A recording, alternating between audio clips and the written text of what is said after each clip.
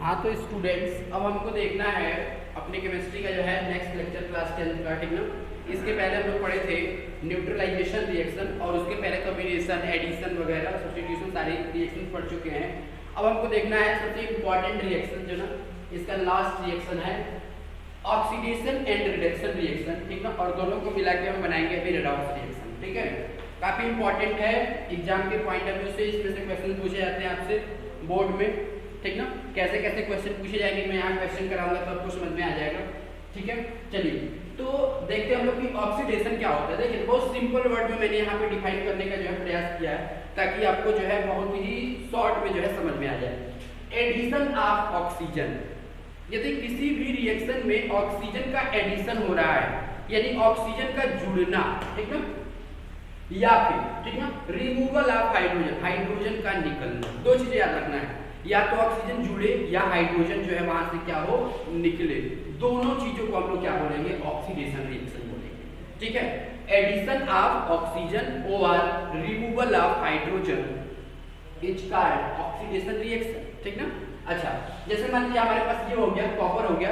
Copper जब oxygen के साथ रिएक्शन करता है ना तो कॉपर ऑक्साइड बनाता है, ठीक है। देखिए तो इस कॉपर में ऑक्सीजन क्या हो गया, जुड़ गया, तो ये ऑक्सीडेशन रिएक्शन है। कौन सा रिएक्शन है ये हमारा ऑक्सीडेशन रिएक्शन है, ठीक है।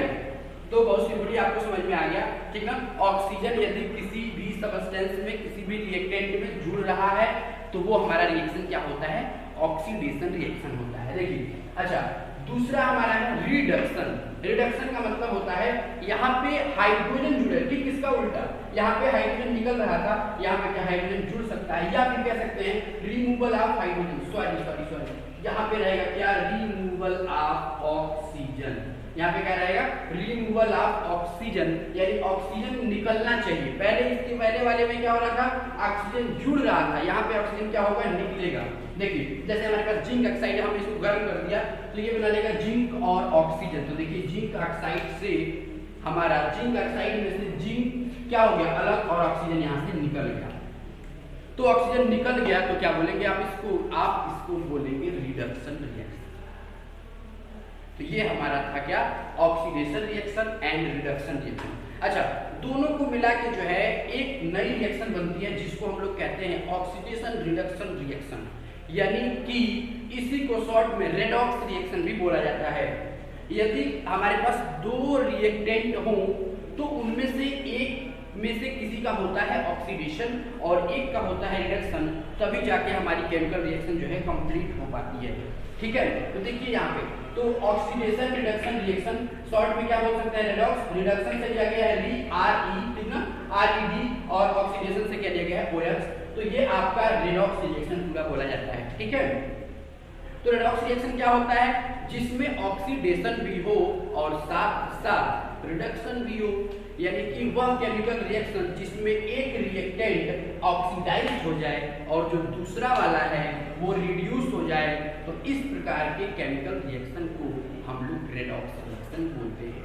तो बोल सकते हैं आप लोग कि the reaction in which one reactant is oxidised and other is reduced is called redox reaction, ठीक है।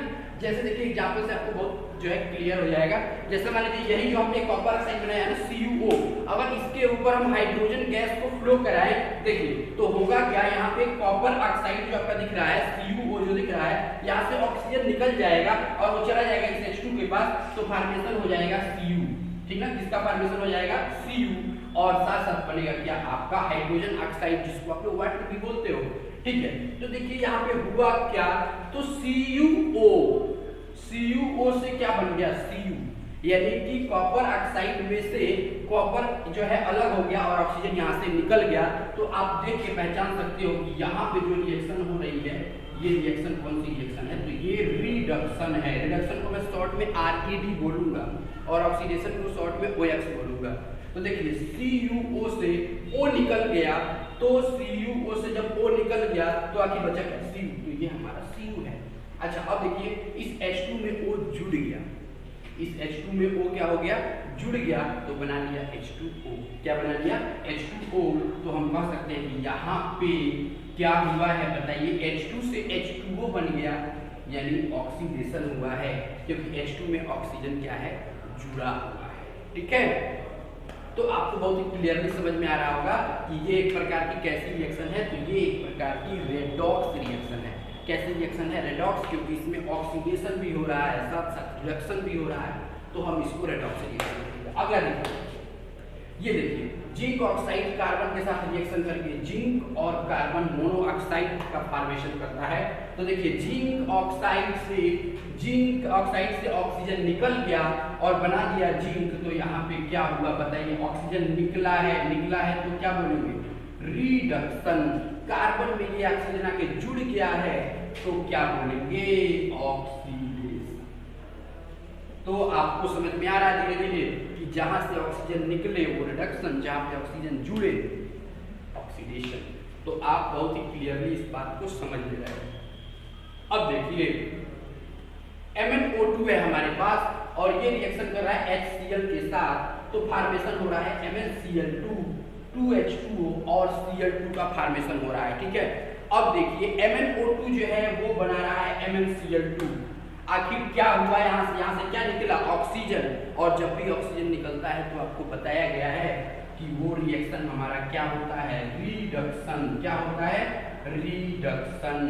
अब जनरली आप कुछ मत सोचिए, एक अगर रिएक्टेंट का रिडक्शन हो गया तो दूसरे वाले का अपने आप क्या होना है? ऑक्सीडेशन होना है, क्योंकि कोई भी केमिकल रिएक्शन बिना रिडक्शन और बिना ऑक्सीडेशन के नहीं हो सकती है। इस बात को आज से आपको ध्यान रखना है। यानी कि एक अगर हमारे रिएक्टेंट का रिडक्शन हो रहा है तो दूसरे रिएक्टेंट का अपने आप क्या होगा? ऑक्सीडेशन होगा। तो 4HCl से मान लीजिए कि Cl2 बन गया, तो यहाँ पे क्या हो गया? यहाँ पे आपका हो गया ऑक्सीडेशन।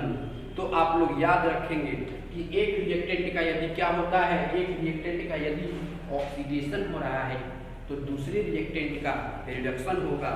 एक रिएक्टेंट का यदि रिडक्शन हो रहा है तो दूसरे रिएक्टेंट का ऑक्सीडेशन होगा, क्योंकि बिना रेडॉक्स के कोई भी जो है रिएक्शन जो है वो संभव नहीं है। हर जगह जो है यही होता है, एक ऑक्सीडेशन एक रिडक्शन, एक ऑक्सीडेशन एक रिडक्शन। ठीक है, तो ये आपको क्लियर हो गया होगा कि रेडॉक्स रिएक्शन किसे कहेंगे। ठीक है, यहाँ पे एक चीज पूछी जाती है, आपको रिएक्शन देके पूछ दिया जाएगा कि कौन होता है ऑक्सीडाइजिंग एजेंट और कौन होता है रिड्यूसिंग एजेंट। तो इसके बारे में हम पहले ऑक्सीडाइजिंग एजेंट और रिड्यूसिंग एजेंट का डेफिनेशन देखेंगे, फिर देखेंगे कि कैसे इनको पहचानेंगे किसी भी केमिकल रिएक्शन से। ठीक है, वीडियो को पॉज करके इसका जो है स्क्रीनशॉट आप लोग ले लेंगे।